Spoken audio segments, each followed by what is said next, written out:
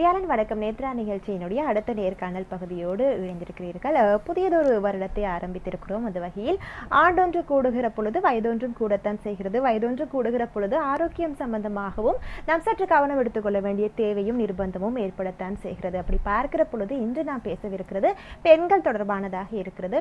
ஒரு 40-50 வயதிற்கு பின்னராக பெண்களுக்கு ஏற்படக்கூடிய பெண் நோயியல் நிலைமைகள் சம்பந்தமாக தான் இன்றைய கலந்துரையாடல் அமையவிருக்கிறது. அந்த வகையில் எம்மோடு இணைந்து கொள்கிறார் பம்பலப்பிட்டி நிவ்லாங்கா மெட்டர்னிட்டி ஹாஸ்பிட்டலை சேர்ந்த டாக்டர் சுஜாகரன் அவர்கள். வணக்கம் டாக்டர்.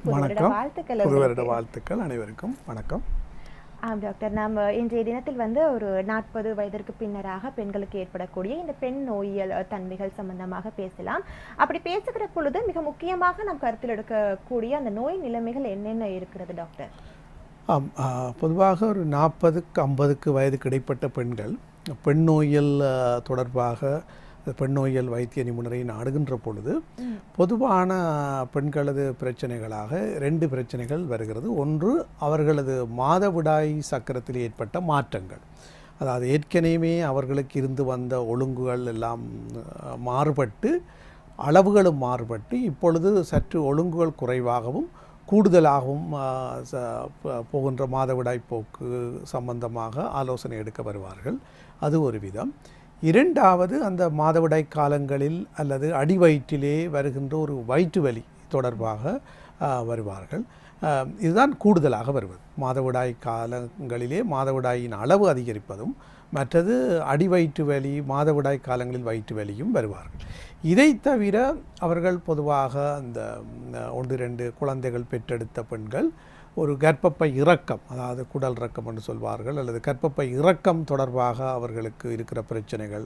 மற்றது சிறுநீர் என்பது அவர்களை கட்டுப்பாடு இல்லாமல் அவர்கள் சாதாரணமாக சிரிக்கின்ற பொழுது, தும்மும் பொழுது அவர்களுக்கே தெரியாமல் சிறுநீர் வெளியேறுகிற தன்மை உடையவர்கள் வருவார்கள். இவைதான் இந்த வயதிலே வருகின்ற பெண் நோயில் வருகின்ற முக்கியமான பிரச்சனைகளாக பார்க்கின்றோம். டாக்டர், அதே போல இந்த ஒரு நோய் இருப்பதாக ஒருவர் அடையாளப்படுத்தி கொள்ளக்கூடிய அந்த விடயங்களாக இந்த அறிகுறிகளை நாம் சொல்லலாம். ஆனாலும் இந்த 40 வயதை கடக்கிற பொழுது சில சமயங்களில் இந்த மாதவிடாய் நிற்க போகிற காரணத்தினால் ஏற்படக்கூடிய அந்த உடல் சார்ந்த அறிகுறிகளுக்கும், அதே போல சில சமயங்களில் இந்த கர்ப்பப்பை சார்ந்த நோய் காரணமாக இருக்கக்கூடிய அறிகுறிகளையும் சிலர் ஒன்றாக நினைத்து அலட்சியம் செய்யக்கூடிய நிலைமைகள் இருக்கிறது. அப்படி பார்க்கிற பொழுதுதான் இந்த சீரான டெஸ்ட் என்று சொல்வார்கள், நாம் அந்த பரிசோதனைகளை செய்து பார்ப்பது என்பது இந்த இடத்தில் தான் மிக முக்கிய பங்கு எடுக்கிறது. அப்படி பார்க்கிற பொழுது இந்த 40 வயதை கடந்தவர்கள் எத்தனை காலத்திற்கு ஒரு தடவை இந்த பரிசோதனைகளை மேற்கொள்ள வேண்டிய தேவை இருக்கிறது? நீங்கள் கேட்டது போல் அந்த சாதாரண ஹெல்த் செக்அப், அவர்களது உடல் ஆரோக்கியம் தொடர்பான பரிசோதனைகளை செய்கின்ற பொழுது 40 வயதுக்கு பின்னர் பெண்கள் ஆண்களோ வயதுகளை போய்கொண்டிருக்கின்ற பொழுது இந்த ஒழுங்கான பரிசோதனைகள் அவசியம். ஏனென்றால் நோய்கள் எதுவும் திடீரென்று வருவதில்லை. ஆரம்பத்தில் ஒரு சிறிய அளவிலே நோய்கள் இருந்து பின்னர் அவை படிப்படியாக கூடித்தான் நோய்கள் வரும். எனவே எமது பெண் நோய்களிலே நாங்கள் பெண்களுக்கு செய்யக்கூடிய பரிசோதனைகளாக ஆரம்பத்திலே ஒரு ஸ்கேன் பரிசோதனை செய்வோம். இந்த ஸ்கேன் பரிசோதனையிலே கர்ப்பப்பையிலே வரக்கூடிய ஃபைப்ராய்ட் கட்டிகள், கர்ப்பப்பையிலே இருக்கின்ற தடிப்பு, மற்றது கர்ப்பப்பைக்கு உள்ளே இருக்கின்ற சதை வளர்ச்சிகள், பொலிப்புகள் போன்றவற்றையெல்லாம் நாங்கள் கண்டுகொள்ளக்கூடியதாக இருக்கின்றது. இதை தவிர கர்ப்பப்பைக்கு பக்கத்திலே இருக்கின்ற சூலகங்கள், இதிலே வருகின்ற கட்டிகள், சூலக கட்டிகள், இவற்றை ஓவரியன் சிஸ்ட் என்று சொல்வார்கள். இவை நீர்க்கட்டிகளாக இருக்கலாம், அல்லது இரத்தம் சேர்ந்த சாக்லேட் சிஸ்டாக இருக்கலாம். இவ்வாறான சிஸ்டுகள் இருக்கக்கூடிய வாய்ப்புகள் இருக்கிறது. இவற்றையும் நாங்கள் கண்டறிந்து கொள்வோம். எனவே இந்த ஸ்கேனின் மூலம் பல தகவல்களை நாங்கள் பெற்றெடுப்போம்.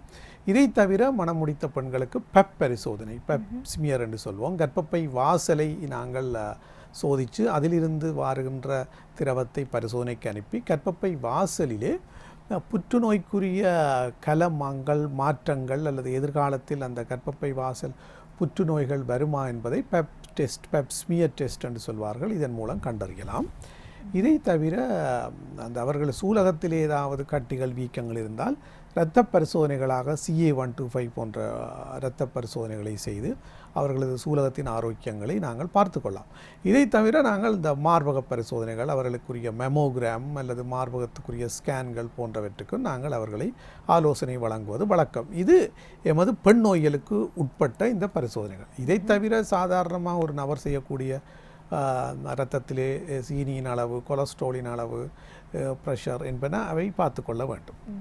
ஆம் டாக்டர், அதே போல இந்த 40 வயது கடந்த பெண்கள் என்று பார்க்கிற பொழுது இந்த மாதவிடாய் கர்ப்பப்பை நோய்கள் குறித்து பேசுகிற அதே வேளை சில சமயங்களில் அந்த வயதிற்கு பின்னராக கர்ப்பமுறுகிற பெண்களுமே இருக்கத்தான் செய்கிறார்கள். அப்படி பார்க்கிற பொழுது அந்த குறிப்பிட்ட வயதை கடந்து கர்ப்பமாகக்கூடிய அந்த பெண்கள் எவ்வளவு தூரம் கவனமாக இருக்க வேண்டும், அந்த நிலைமை எப்படிப்பட்டது டாக்டர்? ஆம், நீங்கள் கேட்டது போல் பல பல சமூக காரணிகள், அவர்கள் தனிப்பட்ட காரணிகளுக்காக சிலரது கர்ப்பகாலம் தள்ளிப்போய் 40 வயசை தாண்டியவர்களிலும் கர்ப்பம் தரிக்கின்ற நிலைமைகள் வருகின்றது. எனவே இவ்வாறான நிலைமைகளில் அவர்கள் கர்ப்பம் தரித்தால் நாங்கள் சற்று கூடிய கவனம் எடுத்து அவர்களை பார்ப்பது வழக்கம். ஏனென்றால் அந்த 40 வயதை தாண்டி கர்ப்பம் அவர்கள் தரித்து ஒரு கர்ப்பகாலம் போகின்ற பொழுது ஒன்று அந்த கர்ப்பத்திலே வளர்கின்ற அந்த கருவிலேயும் சில பிரச்சனைகள் வந்து கரு இயற்கையாக கலைந்து அல்லது இரத்தப்போக்காக வெளியேறக்கூடிய வாய்ப்புகளும் இருக்கின்றது. எனவே இது குறித்து நாங்கள் சற்று எச்சரிக்கையாக அவர்களுக்கு குருதிப்போக்கு, இரத்த கசிவு இருந்தால் அது தொடர்பாக நாங்கள் சரியாக பரிசோதித்து ஸ்கேன்கள் மூலம் தொடர்ச்சியாக பார்த்து அவர்களை பார்க்க வேண்டும். அடுத்ததாக அந்த வயதிலே தான் உங்களுக்கு தெரியும் ப்ரெஷர், டயபிட்டிஸ் என்பன வரக்கூடிய வயது. எனவே கர்ப்ப காலத்திலே ஏற்கனவே ப்ரெஷர், டயபிட்டிக் இல்லாத பெண்களில் கூட இந்த 40 வயசை தாண்டி போகின்ற பொழுது ப்ரெஷர், டயபிட்டிஸ் என்பன வரக்கூடிய வாய்ப்பு இருக்கின்றது. எனவே இவற்றையும் நாங்கள் அவர்கள் கண்ட்ரோல் பண்ணி அவர்களது கர்ப்ப காலங்களை நாங்கள் மெதுவாக நகர்த்தி செல்ல வேண்டும். அதை தவிர குழந்தைக்கு 3 மாதம் 5 மாதம் என்று கர்ப்பகாலம் போகின்ற பொழுது ஸ்கேன்களிலே சற்று விரிவாக ஸ்கேன் பரிசோதனை செய்ய வேண்டும். இந்த குழந்தையிலே ஏதாவது குறைபாடுகள், மாற்றங்கள் இந்த சற்று வயது சென்று வருகின்ற கர்ப்பகாலங்களிலே வரக்கூடிய ஒரு வாய்ப்பு ஒன்று இருக்கிறது. எல்லாருக்கும் இல்லை, ஆனால் ஒரு வாய்ப்பு இருக்கிறது என்பதனால் இதை குறித்து அவர்களது ஸ்கேன் பரிசோதனையை சற்று கூடிய அவதானமாக நாங்கள் செய்து வருவது வழக்கம். எனவே சாதாரண ஒரு இளம் பெண் கர்ப்பகாலத்திலே நாங்கள் பராமரிக்கின்ற பொழுது இருப்பதை விட இந்த 40 வயதை தாண்டி கர்ப்பம் தரித்து வந்தவர்களுக்கு கர்ப்ப காலத்திலே கூடிய கவனங்களும் பரிசோதனைகளும், அடிக்கடி பிளட் சுகரை பார்ப்பதும் ப்ரெஷரை பார்ப்பதும் ஒழுங்காக செய்ய வேண்டும். இது முக்கியமாக இருக்கின்றது. அதே போல டாக்டர், அந்த வயிற்றில் இருக்கக்கூடிய அந்த குழந்தையினுடைய ஆரோக்கியம் தொடர்பாக என்னென்ன விடயங்கள் கவனத்தில் எடுக்க வேண்டியது இருக்கும்?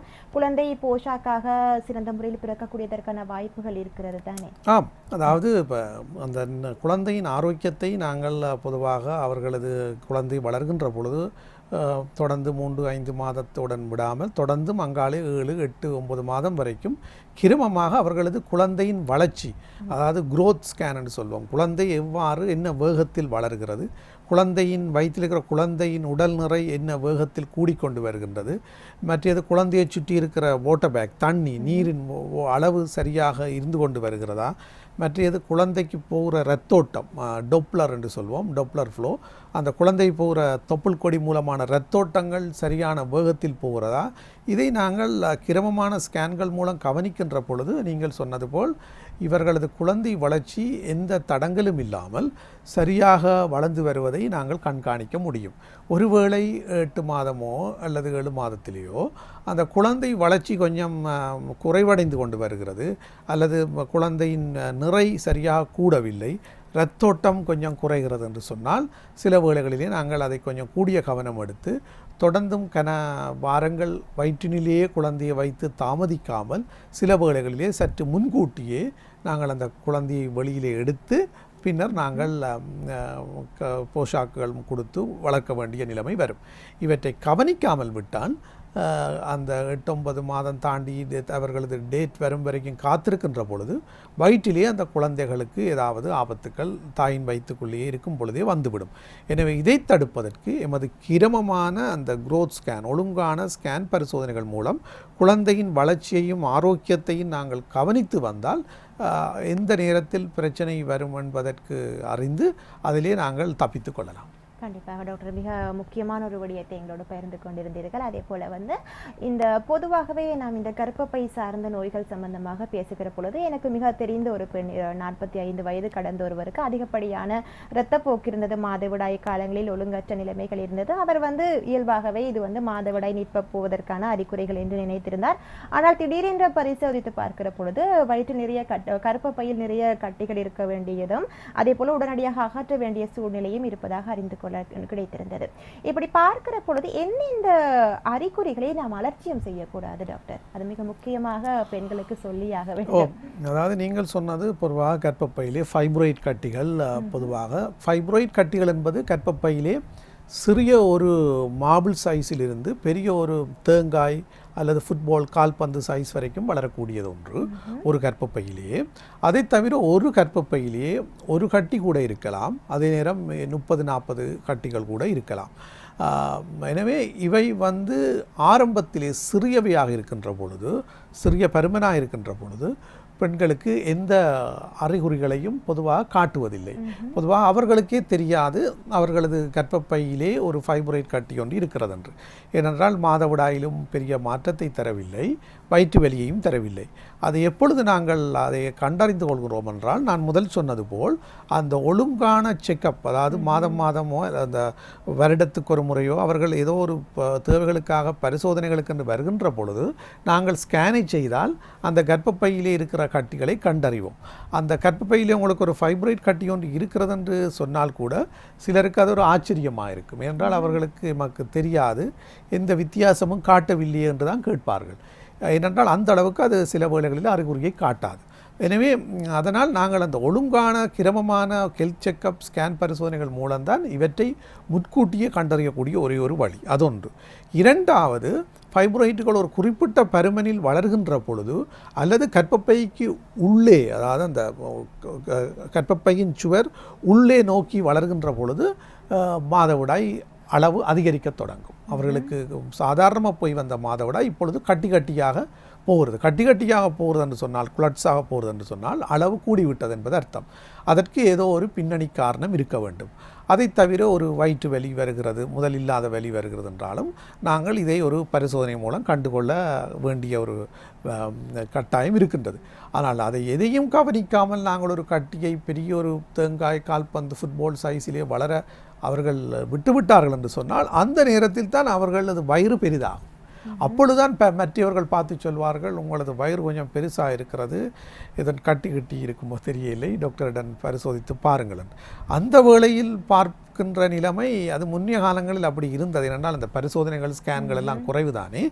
ஆனால் இப்பொழுது இந்த ஸ்கேன்கள் பரிசோதனைகள் எல்லாம் மிகவும் இலகுவாக எளிதாக எல்லா இடங்களிலும் இருப்பதனால் அப்பப்போ தேவைகளுக்கு ஸ்கேன்கள் செய்கின்ற பொழுது இது போன்ற அந்த திடீரென பெரிய கட்டிகளை கண்டறிகிற சந்தர்ப்பங்கள் இப்பொழுது குறைந்து விட்டது. ஆனால் அவற்றை நீங்கள் அறியாமல் இருந்திருந்தால் அப்படியான ஒரு நிலைமைக்கு தான் போகலாம். எனவே அறிகுறிகளில் பெரிதாக நாங்கள் நம்பியோ அல்லது எதிர்பார்த்தோ இருக்க முடியாது. இந்த ஃபைப்ராய்ட் கட்டிகளை பொறுத்தவரையில் அந்த ஒழுங்கான அந்த இடைக்கிடையான பரிசோதனைகளில் தான் இவற்றை கண்டுகொள்ளலாம். கண்டிப்பாக மிக முக்கியமான ஒரு விடயம். அதே போல டாக்டர், இந்த மார்பக புற்றுநோய் சம்பந்தமாக சொல்லியிருந்தீர்கள். இந்த கர்ப்பப்பை சார்ந்த நோய்களாக இருக்கட்டும், மார்பக புற்றுநோய்களாக இருக்கட்டும், இளம் பெண்களை விட இந்த 40 வயது தொடக்கம் 50 வயது இடைப்பட்டவர்களை தாக்குவதற்கான வீதம் அதிகமாக இருக்கிறதா என்பது சம்பந்தமாக சொல்லுங்கள் டாக்டர். பொதுவாகவே புற்றுநோய்கள் சற்று வயது கூடிக்கொண்டு போகின்றவர்களுக்குத்தான் கூடுதலாக வருகின்றது. எனவே பொதுவாக நாங்கள் மார்பக புற்றுநோய்கள் என்று எடுத்தால் நாங்கள் பொதுவாக இவை 40 வயதை தாண்டிய பெண்களிலே தான், அதுவும் 50 வயதை தாண்டிய பெண்களில் தான் சற்று காணப்படுகின்றது வழக்கம். எனவே இளம் பெண்களில் இவ்வாறான நிலைமைகள் குறைவு. பொதுவாக மற்ற புற்றுநோய்களை எடுத்தால் கூட, கர்ப்பப்பை தொடர்பான புற்றுநோய்களை கூட அவை குறைவு. எங்கோ ஓரிருவருக்கு வரக்கூடிய வாய்ப்புகள் இருக்கிறது, அது மிகவும் அரிது. ஆனால் 40 வயதை தாண்டுகின்ற பொழுதுதான் இந்த புற்றுநோய்களுக்கும் ஒரு சதவீத வாய்ப்புகள் தொடங்குவதனால் நாங்கள் இந்த பரிசோதனைகள் பொதுவாக அவர்களது குடும்ப உறுப்பினர்களது விவரம் முக்கியமாக தேவை.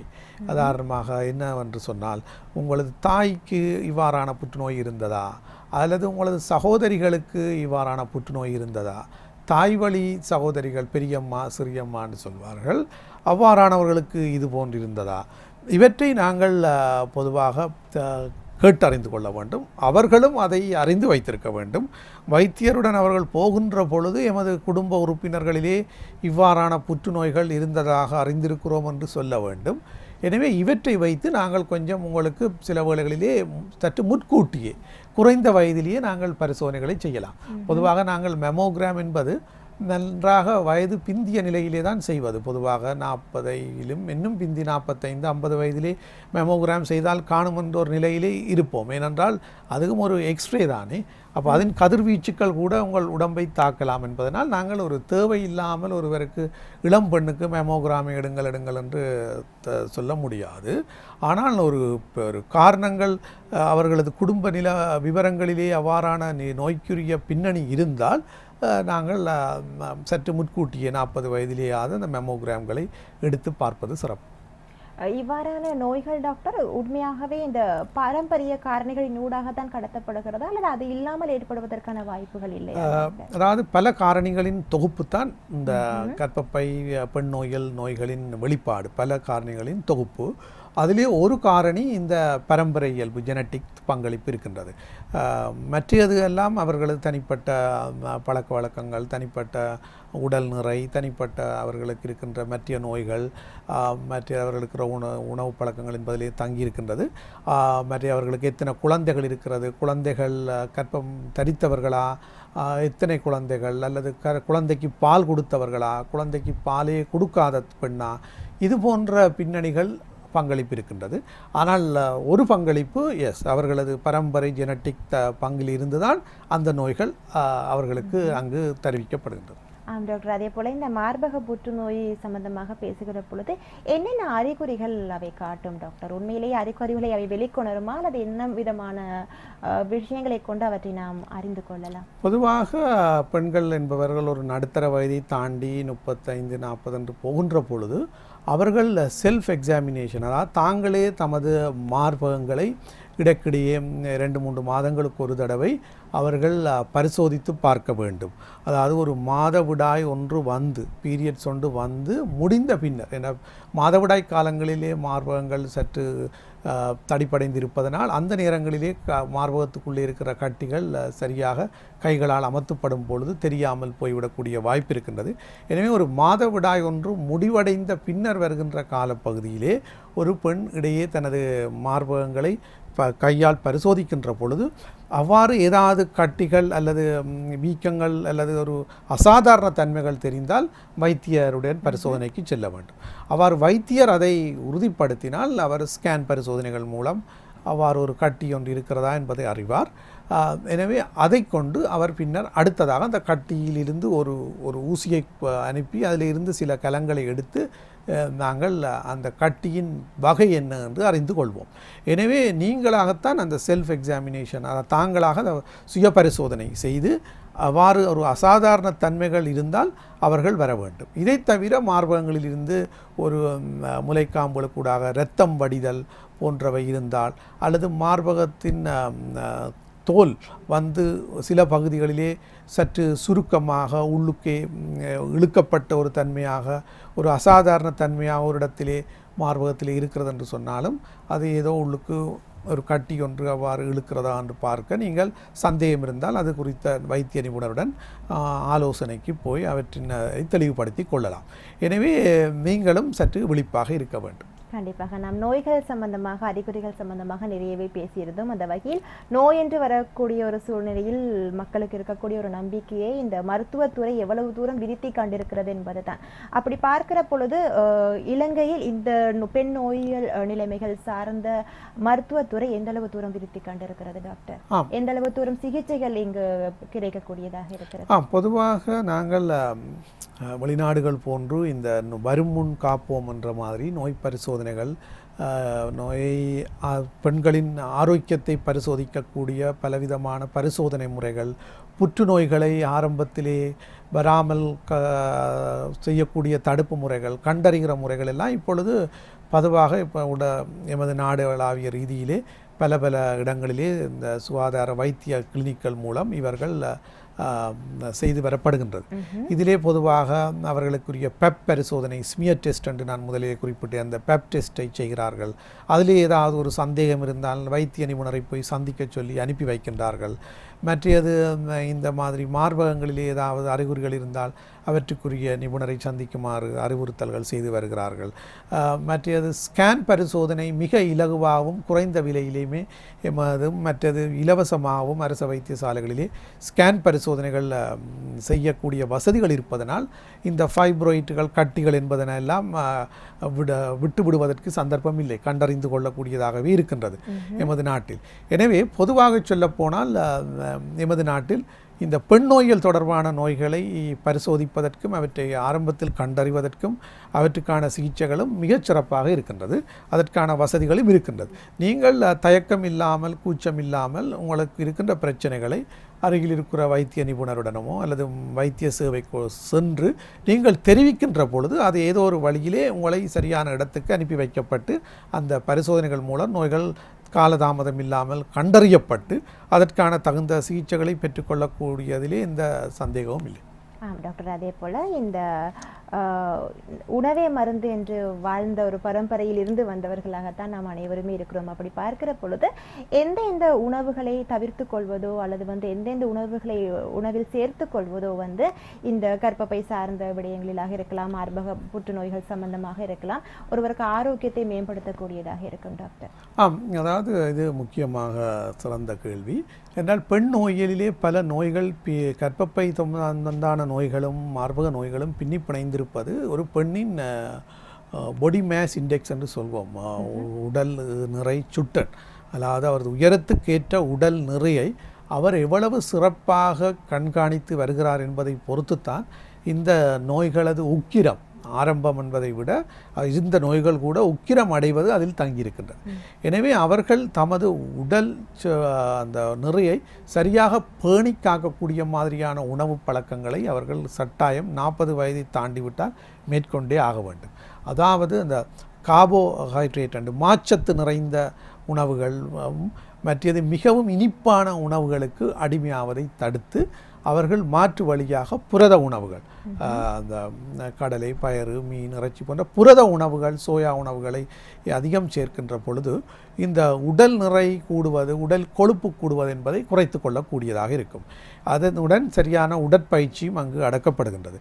எனவே இந்த உடல் நிறையை அவர்கள் பேணுகின்ற பொழுது இவர்களுக்கு இந்த கட்டிகளது வளர்ச்சி வேகங்கள், அவர்களது உருவாக்கம் என்பனவும் குறைவடைந்து வருகின்றது.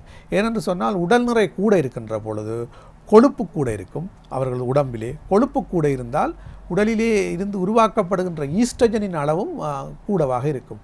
எனவே இந்த ஈஸ்ட்ரஜன் தூண்டுகின்ற பொழுது கர்ப்பப்பை நோய்கள், மார்பக நோய்கள் என்பன சற்று கூடுதலாக வரக்கூடிய வாய்ப்பு இருக்கிறது. எனவே எல்லாற்றுக்கும் ஒரே வழி இந்த மாச்சத்து, இனிப்புச்சத்து, கொழுப்புச்சத்து உணவுகளை தவிர்த்து உடல் நிறைய கட்டுப்பாட்டுகள் வைத்திருப்பது. டாக்டர், அதே போல் இந்த 40 வயது தொடக்கம் 50 வயது இடைப்பட்டவர்களுடைய நிலைமைகள் சம்பந்தமாக பேசியிருந்தோம். 50 வயதை கடந்த ஒருவராக இருக்கிற பட்சத்தில் அவர்களுக்கும் இதே நோய் நிலைமைகள் இதைவிட தீவிரமாக தாக்குவதற்கான வாய்ப்புகள் இருக்கிறதா? அவர்களுடைய உடல்நிலை எந்த மாதிரியாக இருக்கும் டாக்டர்? 50 வயது 51 வயது என்று வந்த பொழுது அவர்கள் எதிர்கொள்கிற அடுத்த பிரச்சனை என்று சொன்னால் அந்த மெனப்போஸ் நிலை, மாதவிடாய்கள் நிரந்தரமாகவே நின்று போகின்ற நிலை. இப்போ ஏற்கனவே அவர்களது கர்ப்பப்பை, சூலகங்கள் எல்லாம் ஹோமோன்களால் தொழிற்பட்டு கொண்டு தானே இருந்தன. எனவே சூலகங்களிலே மாதம் சூழ்முட்டைகள் வெறியேறி கொண்டு தானே இருந்தன. ஆனால் 50-51 வயதிலே சூலகங்களின் தொழிற்பாடுகள் ஓய்வடைந்து கொண்டு வருகிறது. சூலகங்களிலிருந்து சுரக்கின்ற ஹோமோன்கள் நின்று போகின்றது. எனவே அவர்கள் ஒரு மெனப்போஸ் நிலைமையை அவர்கள் அடைகின்றார்கள். அந்த மெனப்போஸ் நிலைமையினால் அவர்களது உடலிலே என்ன மாற்றங்கள் வரப்போகிறது என்றுதான் அடுத்து அவர்களுக்கு வருகின்ற பிரச்சனை. முதல் மாற்றம் அவர்களது மாதவிடாயே அவர்களுக்கு வராது. அது குறித்து அவர்கள் சற்று சந்தேகப்படுவார்கள், ஆலோசனைக்கு வருவார்கள். ஓகே, உங்களுக்கு மெனப்போஸ் வந்துட்டுதா என்பதை நாங்கள் ஒரு பரிசோதனைகள் மூலம் உறுதிப்படுத்திய பிறகு ஓகே மெனப்போஸ் என்பதை அறிந்து கொள்வார்கள். அது அந்த மாதவிடாய் இல்லாமல் போனது. அதை தவிர அவர்களது உடல் மாற்றங்கள், அதாவது உடல் சரியாக வெப்பம் உணர்வாக இருக்கும், மற்றது அவர்களது மனநிலை, மூட் சேஞ்சுகள் அடிக்கடி வந்து கொண்டிருக்கும், மற்றது அவர்களுக்கு ஒரு சிறிய ஒரு நிலைமைகளையும் தாங்கக்கூடிய மாதிரி இல்லாமல் ஒரு கோபப்படக்கூடியவர்களாக இருப்பார்கள். மற்றது அந்த இரவிலே வேர்வை கூடுதலாக இருக்கும். அதாவது ஃபேன் போட்டிருந்தாலும் கூட அவர்கள் அதை இன்னும் ஒரு இதால் விசிக்கி கொண்டிருப்பார்கள். என்றால் அந்த ஈஸ்ட்ரஜன் இல்லாத நிலைமையினால் உடல் ஹீட்டாக இருக்கும். அதை தவிர அந்த ஞாபக மறதிகள் வர பார்க்கும், கான்சன்ட்ரேஷன், அதாவது எதையும் சரியாக கிரகிக்கிற தன்மைகள் முன்னேற் போல் இல்லாமல் சில நேரம் மாறக்கூடியதாக இருக்கலாம். அதை தவிர மூட்டு வலிகள், ஜாயிண்ட் பெயின்கள், அவர்களுக்கு கொஞ்சம் கூடுதலாக இருக்கும். சிறுநீர் தொற்று என்பன கூடுதலாக வரக்கூடிய வாய்ப்புகள் இருக்கிறது. குடும்ப உறவிலே நாட்டமற்ற தன்மைகள் வரக்கூடியதாக இருக்கும். எனவே இவ்வாறான மாற்றங்கள் வருகின்ற பொழுது அவர்கள் அந்த மெனப்போஸ் பருவத்தை அண்டியதனால் அவர்களது உடல் தொழில் உடல் வாழ்க்கை சற்று தளம்பும். எனவே இதை அவர்கள் சற்று கடினமாக அல்லது தீவிரமாக அவர்களது வாழ்க்கையிலே அவர்கள் உணர்ந்தால் அதை நாங்கள் வைத்திய ஆலோசனைக்கு வருபவர்களுக்கு நாங்கள் அதை சரிசமன் செய்ய ஓமோன் மருந்துகளை கொடுக்கின்றோம். முன்னைய நிலையிலே ஓமோன் மருந்து என்றால் பயந்து ஓடுவார்கள். பக்க விளைவுகள் வரும், சைட் எஃபெக்ட் வரும், ஓமோனை குடித்தால் கேன்சர் வரும் என்று எல்லோரும் அது ஒரு தவிப்பான ஒரு அபிப்பிராயத்தை நம்பி வந்தார்கள். ஆனால் இப்பொழுது இருக்கிற ஓமோன் மாத்திரைகள் அளவு டோஸ் குறைந்த பக்க விளைவுகள் அல்ல, புதிய புதிய ஓமோன்கள் எல்லாம் இப்பொழுது பாவனையில் வந்திருக்கிறபடியால் நாங்கள் அவற்றை ஓரிரு வருடங்கள் சில 3 வருடங்கள் கூட பயமில்லாமல் கொடுக்கின்றோம். இதனால் நான் சொன்னது போல் அந்த வாழ்க்கையில் ஏற்பட்ட அந்த தளம்பல் அவர்கள் உடலில் ஏற்பட்ட மாற்றங்களை கொஞ்சம் தாங்கிக் கொள்ளக்கூடிய மாதிரி அவர்களை நோமலான நிலைக்கு மாற்ற ஒரு வழியாக இருக்கின்றது. எனவே இந்த மெனப்போஸ் நிலை என்பதுதான் ஒரு 50 வயதை தாண்டிய பெண்கள் சந்திக்கிற சவால். அதை சரியாக கையாள வேண்டும், சரியாக ஆலோசனை பெற வேண்டும். இல்லாவிட்டால் அவர்களும் அதை சவ பண்ணுவார்கள், அவர்களது குடும்பமும் அதனால் பாதிக்கப்படும். எனவே இது குறித்து அவர்கள் அறிந்து கொள்ள வேண்டும். அதே போல் இந்த மெனோபாஸ் அந்த காலகட்டம் 50 வயதிற்கு முன்னராக சிலரில் நிகழ்வதற்கான வாய்ப்பும் இருக்கும். ஏனென்றால் மெனப்போஸ் என்பது சராசரியாக 50-51 வயது என்று தான் சொல்லுகிறோம். அதுக்காக எல்லோருக்கும் 50 வயசிலே தான் மெனப்போஸ் என்பது இல்லை. சிலருக்கு 45 இருக்கலாம், 40 இருக்கலாம், 45 48 இருக்கலாம், சிலருக்கு 54 55 இருக்கலாம். அப்படி ஒரு பெரிய ஒரு மாற்று வேறுபாடு இருக்கிறது. ஆனால் சிலருக்கு மட்டும் 40க்கு முன்னர் கூட ஒரு 38 35 கூட மெனப்போஸ் வரும். அது கொஞ்சம் அசாதாரண நிலை, அது ஒரு நோய் நிலை. அதை சொல்லுகிறோம் முற்கூட்டிய மெனப்போஸ் என்று, அதை சொல்கின்றோம் ப்ரீமெச்சுவ மெனப்போஸ் என்று சொல்லி. அது கொஞ்சம் பிரச்சனையான நிலைமை. அவர்களை நாங்கள் கண்டறிந்தால் அவர்களை சரியான முறையிலே மீதி வாழ்க்கையை அவர்களுக்கு நாங்கள் மாத்திரைகள் மூலம் கொண்டு செல்ல வேண்டும். இல்லாவிட்டால் அவர்கள் முற்கூட்டியே வயதாகி எலும்புகள் தேய்வடைந்து பின்னர் பக்க விளைவுகள் உடல்நிலைகள் என்பன கொஞ்சம் குன்றத் தொடங்கும். எனவே அவர்களை நாங்கள் கூடுதலாக கட்டாயமாக சிகிச்சை அளிக்க வேண்டும். அந்த முற்கூட்டிய ப்ரீமெச்சுவ மெனப்போஸ் 40 வயதுக்கு முன்னர் வந்தால் 40-42 இருந்து எந்த வயசுலையும் மெனப்போஸ் வரலாம். அது கூடுதலாக இதுவும் பரம்பரைத்தன்மையில் தான் தங்கியிருக்கிறது. உங்களுடைய அம்மா இத்தனை வயசில் மெனப்போஸ் ஆனால், உங்களுடைய அக்கா இத்தனை வயசில் மெனப்போஸ் வந்தார் என்பதும் இதில் தொடர்பு இருக்கிறது. அதுக்கு கிட்டத்தட்ட அந்த வயசுக்கு தான் இது வருகிறது. டாக்டர், அந்த வகையில் மிகவும் முக்கியமான நிறைய விடயங்களே இன்றைய நிகழ்ச்சியின் வாயிலாக பேச கிடைத்திருந்தது. மிக முக்கியமாக இந்த ப்ரீமெச்சுவர் மெனோபாஸ் சம்பந்தமாக எல்லாம் குறிப்பிட்டிருந்தீர்கள். கண்டிப்பாக பார்த்தவர்களுக்கு பிரயோசனமானதாக ஒரு நேர்காணலாக இது அமைந்திருக்கும் என்கின்ற நம்பிக்கை எமக்கு இருக்கிறது. அந்த வகையில் இந்த நேர்காணலோடு எம்மோடு இணைந்திருந்தார் பம்பலப்பிட்டி நியூலங்கா மெட்டர்னிட்டி ஹாஸ்பிட்டலை சேர்ந்த டாக்டர் சுஜாகரன் அவர்கள். நன்றி டாக்டர், உங்களுடைய பொன்னான நேரத்தை எங்களோடு செலவிட்டமைக்கு. நன்றி, வணக்கம். நன்றி. அதே போல் நாம் ஏற்கனவே பேசியிருந்தோம் இந்த பெண்கள் சம்பந்தமாக நோய் நிலைமைகள் அதிகமாக இருக்கிறது என்றெல்லாம் சொல்லி. உண்மையிலேயே 40 தொடக்கம் 50 வயது என்று பார்க்கிற பொழுது பெரும்பாலானவர்கள் தாய்மார்களாகத்தான் இருப்பார்கள். தாய்மார்கள் தம்மை பற்றி பராமரித்துக் கொள்வதை விட பிள்ளைகள் பற்றி அதிக நேரம் செலவழிப்பதிலேயே சில சமயங்களில் தம்முடைய உடல்நிலை குறித்து அவர்கள் சில யோசிப்பதும் இல்லை அல்லது அலட்சியம் காட்டுவதும் அதிகமாக இருக்கக்கூடும். அந்த வகையில் குடும்பத்தவர்கள் என்கின்ற முறையில் அவர்களுடைய அந்த உடல்நிலை குறித்து நாம் சற்று அக்கறை காட்டுவது பொருத்தமானதாக இருக்கும் என்கின்ற ஒரு விடயத்தையும் பதிவு செய்து கொள்வதோடு நிறைவு செய்து கொள்ளலாம். இன்றைய நிகழ்ச்சியை வியாழன் வணக்கம் நேத்ரா நிகழ்ச்சியினுடைய தயாரிப்பாளர் கிருஷ்டாந்தி அவர்களுக்கும் நன்றிகளை தெரிவித்துக் கொள்கிறோம். விடைபெற்று செல்லும் நான் இந்துஜா சிவலிங்கம். நன்றி, வணக்கம்.